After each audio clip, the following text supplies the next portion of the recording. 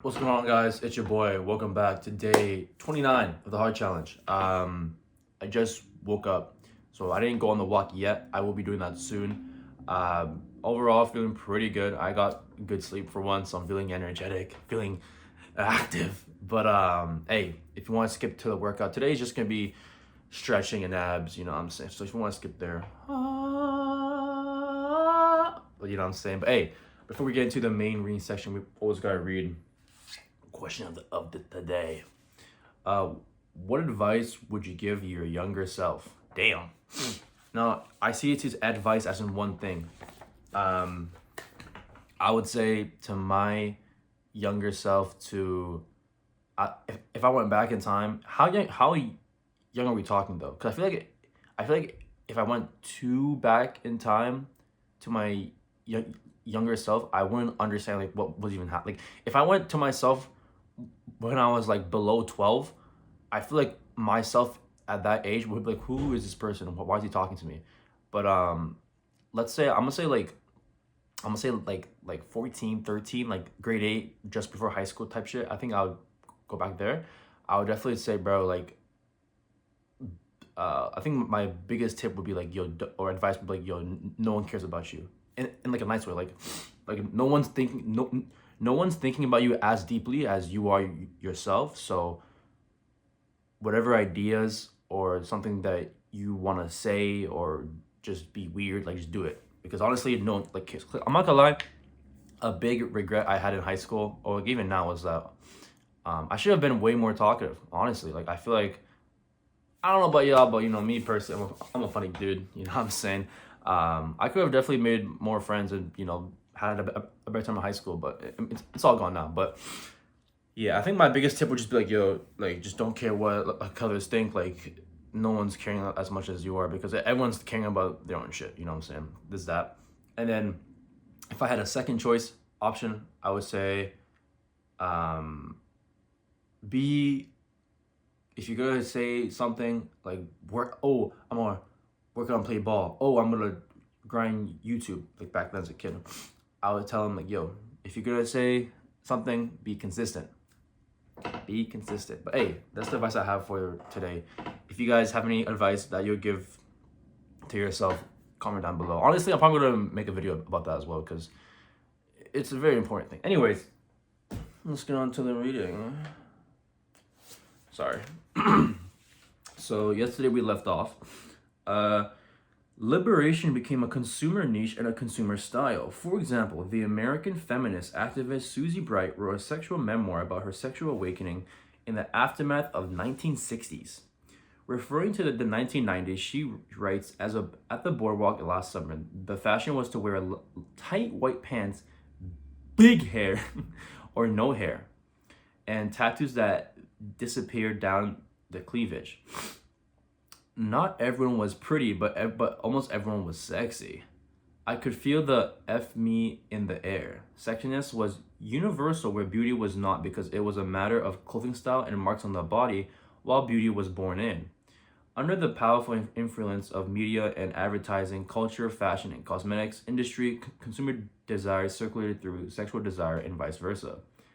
Sexual desire fixated on objects, as Susie Bright again puts it in her sexual manifesto. Those top 40 hits I heard on the radio were more sexy than 100 missed nudist diagrams. Rock and roll was sex, and so were all those novels and movies I thrilled to, because those things actually possess sexual creativity. And the people who composed them were probably as inspired as I was when they first came with their ideas. Genes, music, and media images sexualize women and men. All of these objects exist in a state of synergy, in an atmosphere of liberation and freedom. Objects were eroticized, and eroticism circulated through consumer objects. Excuse me. Bright here illustrates the tight intertwining of cultural and consumerism. Artifacts with sex and sexiness producing new sexual and cultural atmospheres. Sexuality provided capitalism with extraordinary opportunity to expand, because it required incessant self-fashion and provided endless opportunity to create sexy atmospheres. Sexuality was the cultural platform to consume solid and standardized goods.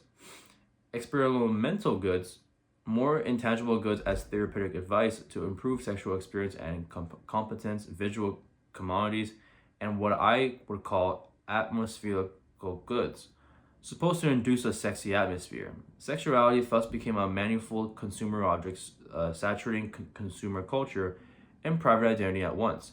It was an image of beautiful self widely circulating in the media industries, a form of competence in need of toys, expert advice or medicine, a practice displayed in consumer venues, and a form of self-fashioning relying on vast variety of consumer objects.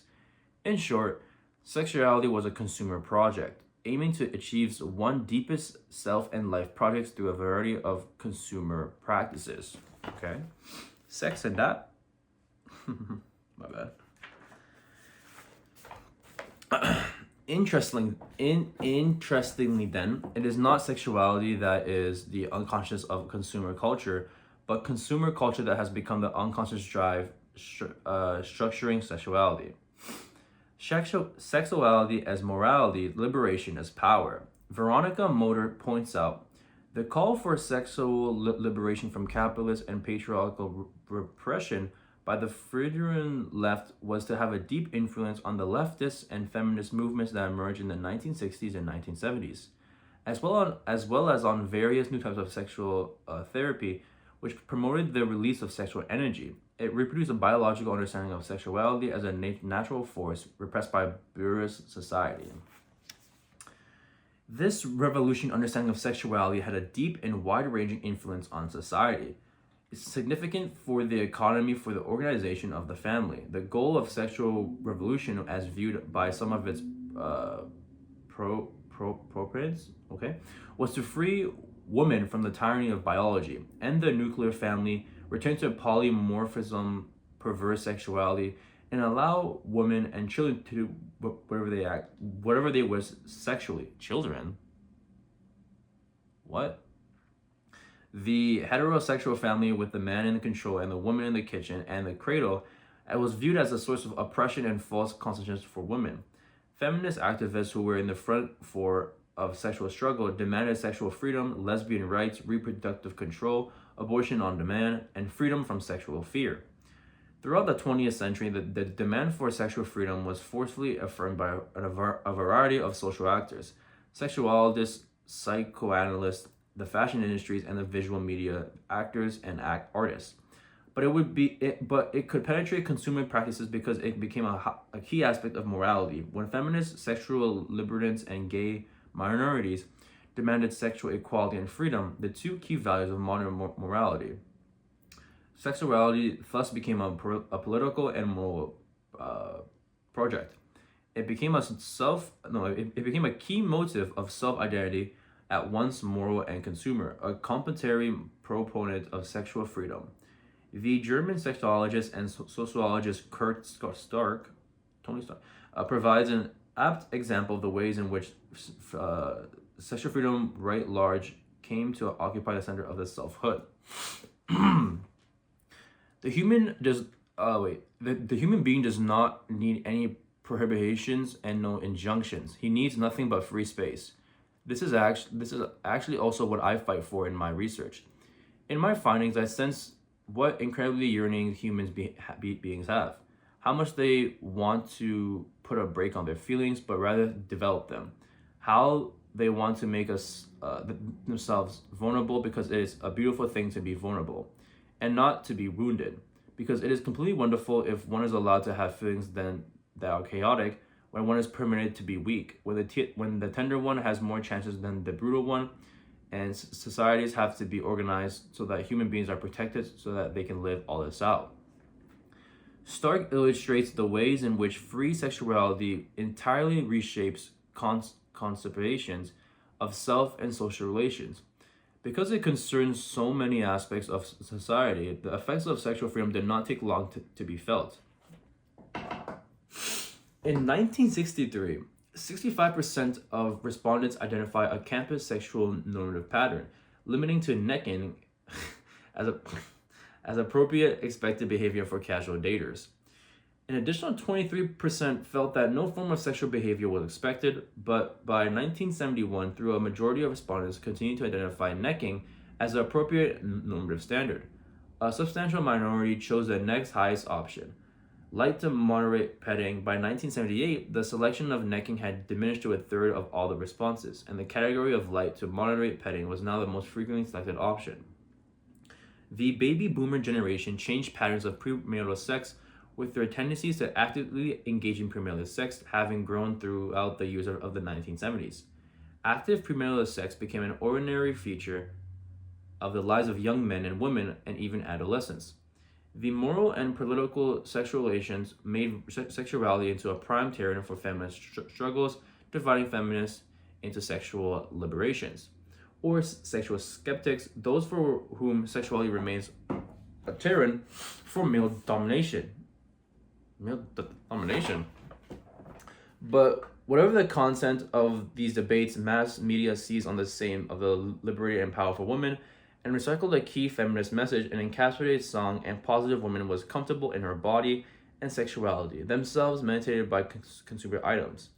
During the 1980s and the most definitely in the 1990s, advertising Victoria's Secret, TV, and movies. Hold up. Next page. God damn, some fat ass page. Okay. The 1983 The Hunger featuring Susan Sarandon and Catherine Devine. I don't know who that is. Oh, it was a lesbian sex scene. Anyways, presented as a site of display of the girl's power, equating power with sexuality. Advertising and popular music increasingly use the spectacle of quasi-naked bodies to advertise for a variety of product, from music clips to lingerie, tourist site, or cars. Media industries thus played a crucial role in endorsing sexuality by recycling a partial and distorted version of feminism, whereby sexual equality and freedom were equivalent to buying power and sexuality on display. Women's bodies were no longer the site of direct male discipline and control, but the site for the experience of exercise of their agency through consumer freedom. The famous American TV series Sex and the City exemplified such post-feminist equation of girls' power through a sexual mediated by the market. The series offered to the world the speculate of women's increased economic power of sexual adventurers and their deep embeddedness in the industries of beauty, fashion, cosmetics, fitness, sports, and leisure. Sex and the City reflected the fact that women were imposing sexual consumer freedom in a single embrace. The series also reflected the fact that sexual encounters had become increasingly structured like a market, a social arena governed by competition in which value is established by a supply and demand. In that market, men of middle and high social status were becoming subtle in control of the sexual field through sexual freedom, and not through a direct control of women's bodies, as the following 3 chapters will show. Patriarchy intersected with capitalism and exercised its grip through the intense sexualization of women, through the generalization of casual sex, through beauty myths, through increasingly forceful norms of female sexual interactions and attractiveness, and through the different positions of men and women in the romantic and sexual fields, all of which were elements of sculpted capitalism. The sculpted capitalism is defined by the extraction of surplus value from the speculate and visual display of bodies. Sculpted capitalism is key to understand how sexual changes went in hand with a new instrument of cultural power developed by capitalist enterprises. Okay, so I guess like they're talking about some, the feminists, they're using like music, TV shows, movies, posters, advertisements to like really show the female empowerment. And honestly, I agree. Stand up. Hey, women, do your thing. I ain't complaining. I'm not complaining. Okay, anyways. A new social and sexual grammar. Sexual liberation was accompanied by legal changes that granted greater rights to women and greater autonomy and agencies to their bodies. This legal and political revolution was undergirded, as we saw above, by an economic one, in which the consumer market penetrated and recognizes as a large segment of identity and selfhood, inasmuch as as sexual freedom was mostly and chiefly recognized in a series of landmark judicial cases under the umbrella of negative freedom, letting people do what they want in their bedroom, it became a vector for negative freedom, doing what one wants without hurting others. The consumer market and therapy would wait. The consumer market and therapy could colonize the empty space opened by the negative freedom through the what Axel Honneth dubs reflective freedom. Reflective freedom requires actors to think about what they want and what makes them synchronize their will. It was about self-determination and self-realization of their key desires and subjectivity. According to Axel, reflective freedom is of two kinds. Bro, how do you even say this word? Kantian rational. It asks itself if it confirms to be rational ends and strives for autonomy, and Hegelian romantic. It asks itself if it is expressed the true self. Sociological, the romantic character of reflective freedom has been vigorously organized in the consumer market and its technological avatars. Its rational character has been expressed in therapy, which constitutes a vast institution to be organized and scrutinized, the will guided by the idea of autonomy. The combination of the consumer market and psychological has had a power parallel to the one that Peter Brown ascribed to Christianity, which in his words made the will over the cosmos. Desire, making sexual desire the root model for other forms of desire, making sexuality itself moral, and offering techniques and practices to free and range of feminists and homosexuals. Became a politely muddled terrain at once the site for uprooting the source of patriarchy and the revolving platform for a wide array of consumer practices. These different social forces change the practice of sexuality and kinship, marriage, and broader conceptions of the self. The first significant impact of the sexual revolution and what it properly modeled in the physiological sense of the world was this radical shift in intimates. The sexual relationship disentangled sexuality from the kinship system, from the cosmology that had tied sexuality to religion. Kinship rules define lineage, one ancestors, heirs, and kin. Okay. So that's the end of the reading for today. I think, that end part, I think right now the book is explaining like how the world changed once women was like, they gave rights to the girls. I ain't gonna lie. I am all about like, what I'm saying, like when it comes to woman empowerment, let me not speak anything wrong, but this is my 2 cents.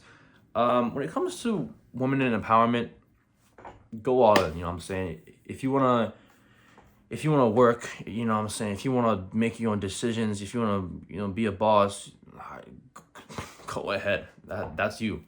But I think what I've seen online is when other females are trying to influence other kids about it, like they're going up to kids. Well, actually, I don't know. Okay, maybe I'm just speaking bullshit, but I feel like one annoying thing is when they try to influence kids about it. It's like, girl, you need a brother. You need your father. All you have is you. Boss up and be a girl. You know what I'm saying? You're a woman. Blah, blah, blah. Like, yeah, maybe tell her that when she's like not 5. Maybe let her be a kid. You know what I'm saying? Maybe we'll tell her that when she's like 18, 20 at something. But overall, that's the reading session of today.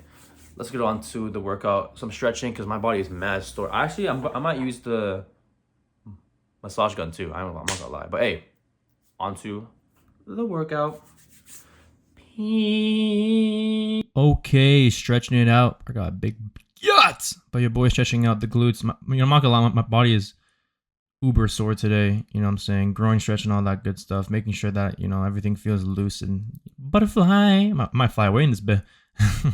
But other than that, not too shabby dabby. Honestly, just today, even this was so, everything was so tight. I feel like my issue is that after I do activities, like I don't stretch after I get back home. I kind of just shower and I just play games. So I definitely got to tee up on that, but not too bad. But hey, so far doing some stretches, toe touches. This one was also a pain. I couldn't even touch my toes fully, bro. I'm getting old, actually. Well, I'm getting stiff, one might say. So doing some toe touches. Now we're doing some. Now Now we're doing some 90-90s, gotta make sure that the hips are loose. I was kind of tired, I was yawning and shit. Yep, you see me.